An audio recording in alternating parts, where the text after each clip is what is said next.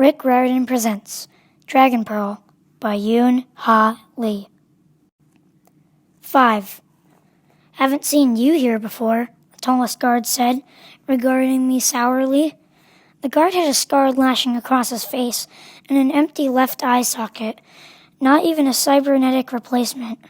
Like all the guards, they wore a badge with their family name on it. This particular badge also had a small symbol next to the name that let me know they should be addressed neutrally, as neither female nor male. "No, officer," I said in my most respectful tone. "I live out in one of the steadings." This much detail made me wince, but I couldn't get away with saying nothing. "Pretty well dressed for a steeder," Yoon Ha said. Her gaze settled on my hands. My fingers twitched. The emerald rings that charm had provided me with were nicer than any jewelry my family owned. The rings wouldn't last long once they were off my hands, but what choice did I have? Especially since I wanted to hang on to my money, which had the virtue of being real. I slipped the largest ring off my finger and toyed with it, saying, "I'm afraid I'm going to get lost in here.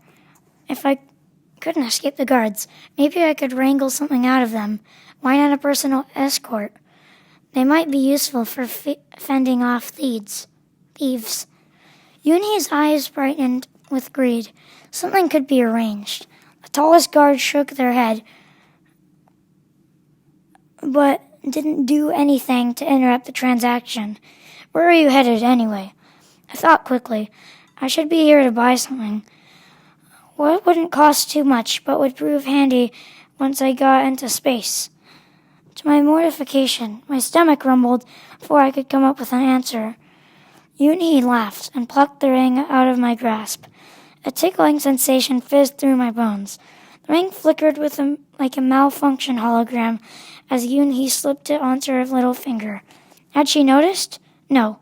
She grinned down at it with a covetous smile. I knew the ring would quietly evaporate into a flutter of spent magic once I was safely out of sight, and I didn't feel the least bit sorry for her. "You're clearly in a need for feeding," the tallest guard said with a trace of malice.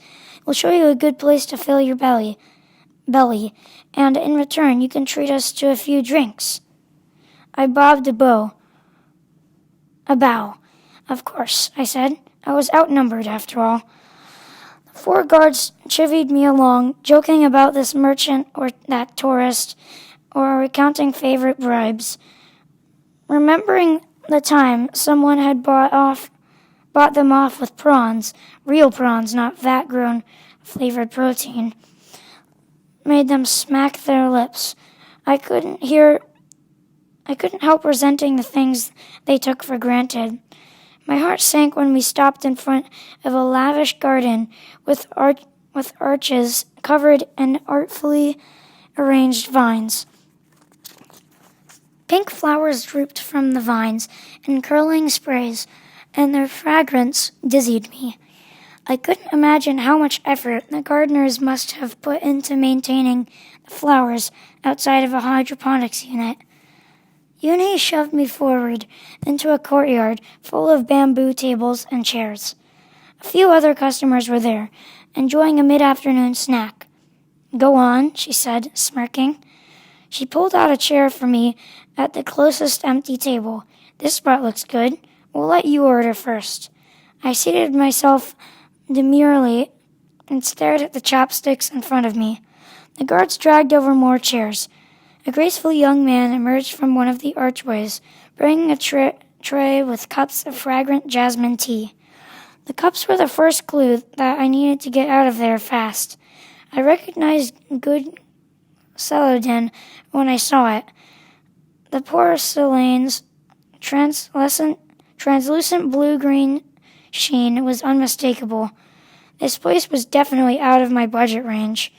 Still, I didn't want to seem too eager to escape, especially when the officers were already suspicious. Besides, even if they were corrupt, they might have some information to offer me. I smiled at Yoon Ha. Any exciting news from off-world? I asked. There was a rivalry between planet-bound security and the Space Forces. The guards might be all too willing to gossip. Haven't heard anything special, Yoon Ha said. The tallest guard frowned. An investigator came through recently. And not just any investigator either. He came in on a special courier vessel. Even its port of origin was classified. Whatever he's involved with, it's big. He was tight-mouthed, though. Probably thinks he's too important to deal with people like us. I felt a jolt of fear go through me, and I tried not to show it. The investigator's special status implied that June was in serious trouble. More than ever, I wished we could have coaxed further information about the man. But the saucepan had brought an end to that, and I had left it to my family to clean up the mess. Yoon Ha interrupted my thoughts.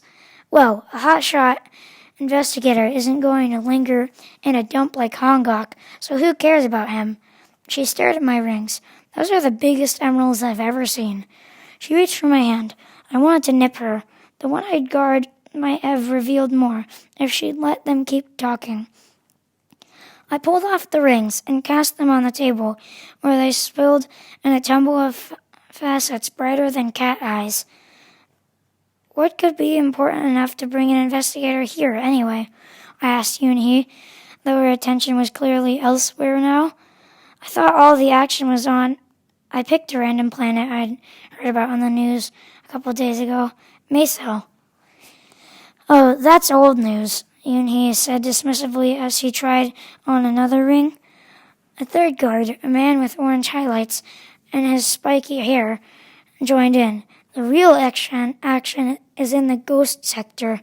According to a drunk spacer who was spilling secrets last night, a lot of ships, even Space Force's battle cruisers, are gathering there, despite its reputation. The ghost sector had earned its name from what had happened to a planet within it, the fourth colony, whose entire population had perished when they'd angered disease spirits a few centuries ago. The planet had remained uninhabited ever since, and it was thought to bring bad luck to anyone who tried to land there. Then what was drawing all the ships? I wondered, but didn't dare ask my question out loud. I guess even Space Force's command can't keep a lid on that much activity, the one-eyed guard said with a snort. Maybe they're doing a sweep of the pirates, ventured the fourth guard. About time, if you ask me. I've heard rumors that the Tiger Captain, Juan, is involved, said Spiky Hair. I've never trusted supernaturals in positions of power. I've never trusted supernaturals anywhere, said the fourth guard, and they all laughed. Uh-oh, that was my cue to leave, before they figured out what I was. I need to wash my hands before we can eat, I said, standing up. The one-eyed guard nodded. Yoon Ha, go with her. Yoon Ha looked longingly at the rings I'd left on the table, but got up as ordered. We asked the server to show the way, and he led us through the arches and into the restaurant proper. Yoon Ha walked closer to me than I found comfortable, which was undoubtedly the point. If I'd been any ordinary human, she would have been able to grab me easily. We passed the doorway to a private dining room that stood empty. I made the most of the opportunity and snaked out my foot. Yoon Ha tripped and fell forward, knocking down the server. While they were untangling themselves, I dashed into the private room, out of their line of sight. Quickly, I changed myself into the most innocuous thing I could think of. An extra chair. Where did she go? I heard Yoon Ha demand. The server wasn't having any of it. If you have some notion of sneaking your associate in to rob this establishment, he said in a loud voice, I assure you that I am not fooled. What's all the ruckus about? The manager had emerged from the back. Your employee is falsely accusing me of being a thief, Yoon Ha said. I could write him up for that. And there could be consequences for your restaurant. By the time they'd taken the argument to the manager's office, I was only too glad to shift into the form of a server, to complete with the uniform and tray, and glide back out of the way I'd come. It wasn't until I was several blocks away from the restaurant, when I paused to catch my breath and change into my 16-year-old disguise, that it occurred to me. I'd left my backpack behind.